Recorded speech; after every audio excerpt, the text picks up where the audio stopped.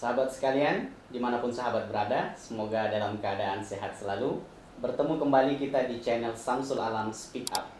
Hari ini kita sudah hadirkan ya seorang anak muda yang sangat inspiratif menurut saya. Di umur yang 29 tahun ya, di usia yang sangat muda, beliau telah mampu membangun 4 perusahaan dengan kurang lebih karyawan tetapnya 50 orang.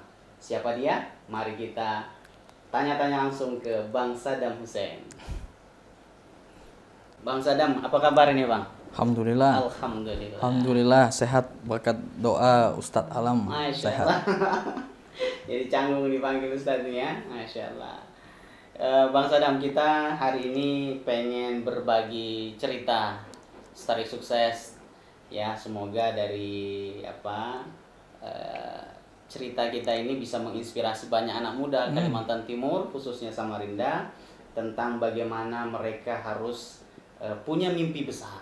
Ya, jadi kita langsung saja tanya-tanya bagaimana beliau Bang Sadam Hussein ini bisa sampai ke titik sekarang. Nah, silakan Bang. Insyaallah. Alhamdulillah. Pertama-tama terima kasih Ustadz Alam sudah datang bersilaturahmi bersama seluruh tim. Pertama-tama apa yang segala sesuatu ada pada diri kita harus kita syukuri. Banyak belum tentu lebih, sedikit belum tentu kurang. Oke. Jadi apapun juga yang sudah berhasil kita jalankan, semua adalah hazam min fadli Rabbi, sebuah anugerah dari Allah. Kita hanya mengikuti apa yang semestinya menjadi seseorang yang wajib untuk berikhtiar, berusaha sekeras mungkin, sekuat mungkin, sebaik mungkin. Tidak ada kata capaian itu yang pucuknya bisa kita capai.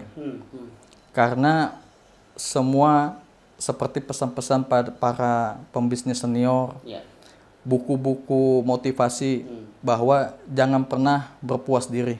Ya. Tapi tidak berarti sebuah kata jangan pernah berpuas diri itu menjadikan kita seorang sosok yang serakah, tidak bersyukur, tidak pernah puas dan menghalalkan segala cara untuk mencapai hal-hal berbentuk materi dunia. Jadi hal yang paling prinsip di dalam sebuah dunia usaha adalah kemauan. Banyak orang mengatakan bahwa saya perlu ikut seminar, saya perlu belajar, saya perlu mentor, saya perlu titel dan sekolah yang tinggi. Itu bukan penentu kita sebagai owner atau pembisnis yang akan berhasil dalam menjalankan sebuah bisnis. Tapi itu satu dari sekian bagian. Hal yang paling penting dari segala hal adalah mau. Keinginan. Antum apakah sekarang jadi pengusaha batu bara? Tidak. Kenapa? Saya tidak mau. Pilihan. Apakah Anda sekarang bergerak di bidang jasa? Ya. Kok bisa? Apakah Anda tidak tahu menau tiba-tiba ada di posisi ini? Enggak, saya mau. Sudah direncanakan. Saya mau. Nah, dari posisi mau ini akan melahirkan satu tekad, kekuatan. Ketika kita memiliki sesuatu niat dan kita yakini bahwa kita ini ingin mengarah ke sesuatu yang baik, Allah akan kirim pasukan untuk membantu, untuk mempermudah. Kita harus yakin. Dan bagian dari prosesnya adalah kerja keras, disiplin waktu, banyak beribadah dan berdoa dan meminta. Dan salah satunya adalah ilmu. Ilmu. Allah dalam Al-Quran pertama kali Iqra dan tidak dibatasin. Iqra tidak dibatasin. Apapun. Baca antariksa, baca tentang jasa pelayanan, servis, baca tentang perdagangan, baca semua. Apapun itu dibaca. Kita harus tahu ilmunya supaya kita tidak menjadi orang yang tekad kuat tapi kita menabrak segala arah yang bukan pada posisinya. Betul. Modal nekat begitu. Modal nekat. Jadi kita harus satu punya kemauan. Setelah itu disiplin, supaya kita tahu prioritas mana dan bisa menyusun. Kita susun, ini saya perlu ilmunya, dan dari step by stepnya itu akan terlihat kita bisa menguasainya. Kita bisa melihat peluang dari segi yang benar. Ya, jangan membabi buta. Kalau istilahnya dari para senior-senior saya itu mengatakan bahwa di dalam sebuah bisnis itu yang namanya berjudi itu salah. Tidak ada yang istilah jalan dulu, maju dulu. Urusan jadi dan tidak urusan belakang. Harus penuh perhitungan ya. Penuh perhitungan, karena kita ini ketika maju dan berusaha, kita ini menjalani dengan waktu, dengan tenaga, dengan biaya, dengan melibatkan tidak sedikit orang. Ya. Jadi jangan sampai kita hanya habis di sebuah putaran yang ujung-ujungnya kita juga nggak ngerti kok bisa. Kok bisa saya ini tidak meraih satu angka pun gitu. Jadi lucu, sebenarnya passion kita ini yang tahu, ketika kita tahu ilmunya, kita tahu peluangnya, kita ngerti passion kita. Oh, ini saya bukan di bidang ini, bukan bagian saya.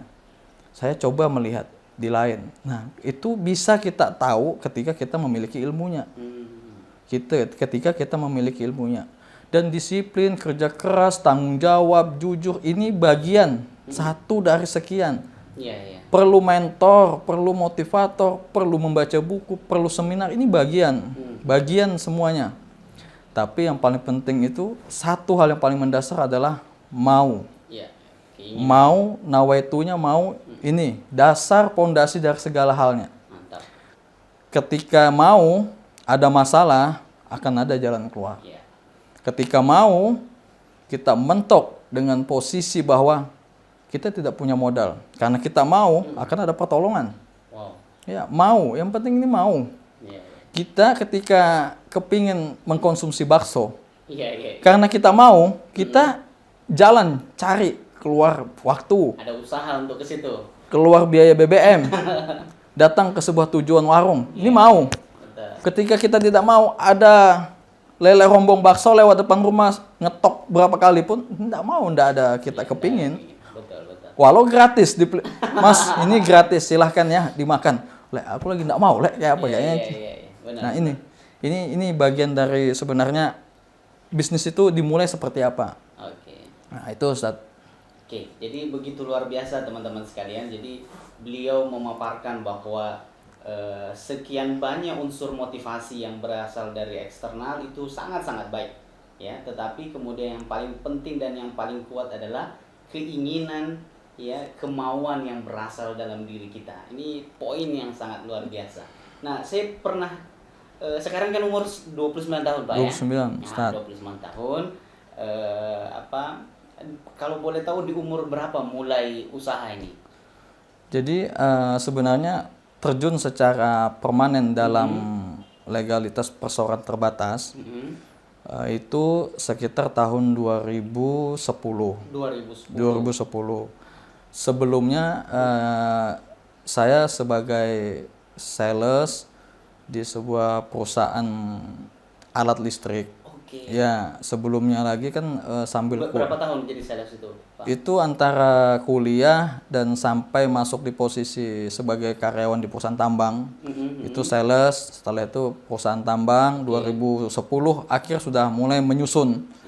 Mulai menyusun kita ini mau ke arah mana, sambil melihat potensi bisnis di Kalimantan Timur, Samarinda yang lagi in. Karena waktu itu lagi posisi tambang batu bara ini lagi posisi sangat primadona kan. 2010. Primadona 2010 sampai di 2015. Sebenarnya sampai sekarang masih suatu bisnis yang potensi. Menjadi seorang karyawan di tambang batu bara itu sampai tahun 2012 awal. Setelah itu full untuk ngurus dan membangun bisnis alat angkut peti kemas. Sambil sesekali juga coba di usaha rental alat berat. Berjalan di posisi perusahaan alat angkut peti kemas ini, kita mencoba untuk bermain satu step lebih tinggi lagi, yaitu ekspedisi logistik. Bermitra dengan beberapa cargo owner seperti ada di Jakarta, di Surabaya dan beberapa daerah yang memang Kalimantan Timur ini kan khususnya Samarinda dan sekitarnya ini adalah daerah konsumtif. Yang dimana consumer good kita, kebutuhan kita sehari-hari ini hampir 90% dipopang oleh produk dari luar daerah. Baik dari Jakarta, Jawa Timur, dari Sulawesi Selatan, ya, berbagai macam produk, ya. Jadi itu saya lihat sebuah peluang yang dimana jasa logistik, jasa pengangkutan transportasi ini adalah sebuah kans yang memiliki potensi berkelanjutan, umurnya panjang. Jadi saya lihat bahwa kebetulan kita sudah memiliki armada untuk alat angkut peti kemas. Satu step lagi kita adalah perlu manajemen untuk orang yang bisa berkoordinasi dan kita mampu untuk memberikan sebuah jaminan kelancaran arus distribusi barang dari pabrik ke distributor sampai ke pengguna produknya. Nah, itu alhamdulillah sudah berjalan sampai sekarang, Ustadz. Dan dari posisi bisnis itulah kita bisa memiliki sampai 4 perusahaan yang dimana 3 perusahaan bergerak di bidang jasa, 1 perusahaan yang bergerak di bidang perdagangan. Bisa di-share apa aja nama perusahaannya? Kalau perusahaan kita yang paling lama itu berdiri sejak tahun 2012 itu yaitu Mitra Intercing Mandiri. Setelah itu lahir perusahaan yang bergerak di bidang support alat angkutnya, cool diesel, terus tuh alat angkut peti kemasnya, head trailer dan mobil pickup dan box, itu Indo Cargo Nusantara. Indo Cargo Nusantara. Jadi IKN. Ibu Kota Negara. Jadi setelah itu kita juga di Balikpapan itu ada perusahaan namanya Lingkar Logistik Indonesia. Ya, karena pelabuhan pun kan ada di Balikpapan dan pergerakan arus barang Balikpapan juga sangat besar.